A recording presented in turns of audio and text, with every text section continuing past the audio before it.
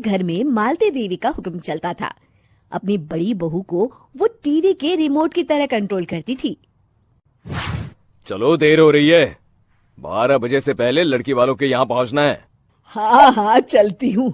मैं तो भगवान से बस ये दुआ कर रही हूँ कि जिस तरह मेरी बड़ी बहू मेरी मुट्ठी में है, उसी तरह मेरी छोटी बहू भी मेरे इशारे पे नाचे।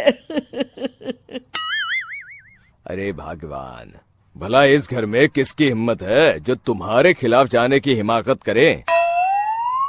इस तरह मालती देवी अपने छोटे बेटे की भी शादी कर देती हैं। मालती की छोटी बहू फैशन डिजाइनर का कोर्स करके आई थी। उसका सपना था कि शादी के बाद वो अपना खुद का बुटीक खोले। एक दिन, क्या बात है छोटी, तू तो एक से बढ़कर एक डिजाइन बना लेती है। इसमें कौन सी बड़ी बात है दीदी, आप चाहे तो मैं आपको भी सिखा सकती हूँ। हाँ, फिर हम दोनों मिलकर एक बुटीक खोल लेंगे। लेकिन दीदी, उसके लिए तो बहुत पैसे लगेंगे। हाँ तो क्या हुआ, पैसे माँ जी से ले लेंगे। हाँ हाँ, मेरे पास तो पैसों का पेड़ है ना, तोड़ के तुम दोनों को दे दूंगी। मेरी एक बात अच्छी तरह समझ लो, मैं तुम दोनों को एक ढेला भी नहीं देने वाली। बड़ी आई बुटीक खोलने वाली। ये आप क्या कह रही हैं माँ जी? आप हमारी मदद नहीं करेंगी तो कौन करेगा? अरे अगर बुटीक खोलने का इतना ही शौक है तो अपने माँ बाप से पैसे क्यों नहीं मांग लेती? मेरे पैसों पर क्यों आंख गड़ाए बैठी हो तुम दोनों? इस तरह अपने इरादे स्पष्ट करके मालती देवी वहां से चली जाती है। अरे ये क्या दीदी, माँ जी तो साफ मुकर गई। अब हम क्या करेंगे? तू चिंता मत कर, बुटीक तो खुल के ही रहेगा। कहते हैं कि घी जब सीधी उंगली से नहीं निकलता तो उसे उंगली टेढ़ी करके निकालना चाहिए। माँ जी अपने आप को समझती क्या है? पूरी सोसाइटी जानती है कि माँ जी ने अपनी सास को घर से निकालकर उनकी दौलत पर कब्जा कर लिया है। हाँ दीदी, अब तो जैसे को तैसा करना पड़ेगा। फिर दोनों बहुएं मिलकर एक साजिश रचती हैं। एक दिन, अरे नालायक, जरा ठीक तरह से पैर दबा, बिल्कुल मजा नहीं आ रहा। खाने पीने में तो कोई कसर नहीं छोड़ती। तभी वहां बड़ी बहू हाथ में एक फॉर्म लेकर आती है। माँ जी, आपके लिए एक खुशखबरी है। सरकार सभी बुजुर्गों को हर महीने 10,000 रुपये पेंशन देने वाली है। अरे ये क्या कह रही है तू? क्या सच में मुझे हर महीने घर बैठे 10,000 रुपये मिलेंगे? हाँ माँ जी, दीदी सच कह रही है। कल टीवी न्यूज में इस बारे में बता रहे थे।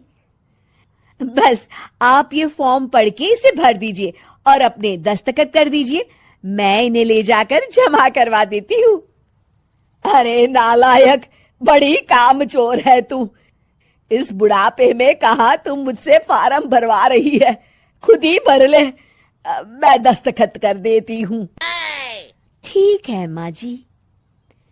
फिर बड़ी बहू बड़ी चालाकी से फॉर्म के पन्नों के बीच प्रॉपर्टी के पेपर छिपा कर रख देती है और उन पर मालती देवी के दस्तखत करवा लेती है। कुछ दिनों के बाद मालती देवी अपने पति के साथ 2 दिनों के लिए अपने एक रिश्तेदार के यहाँ जाती है।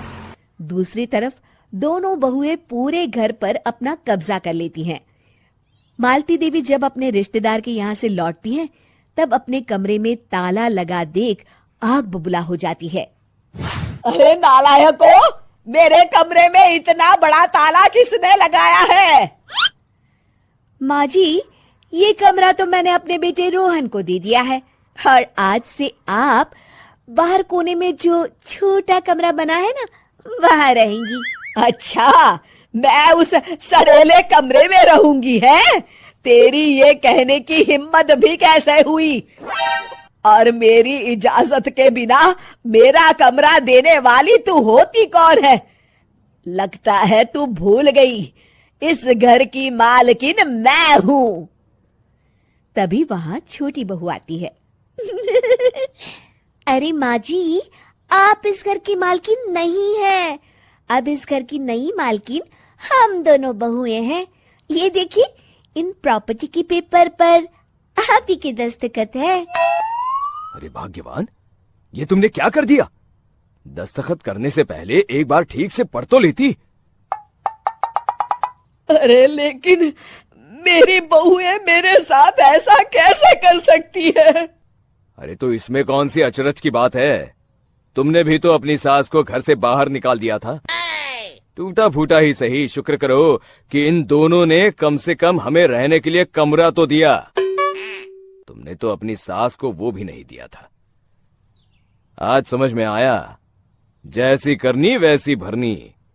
चलो अपना सामान उठाओ और चलते हैं।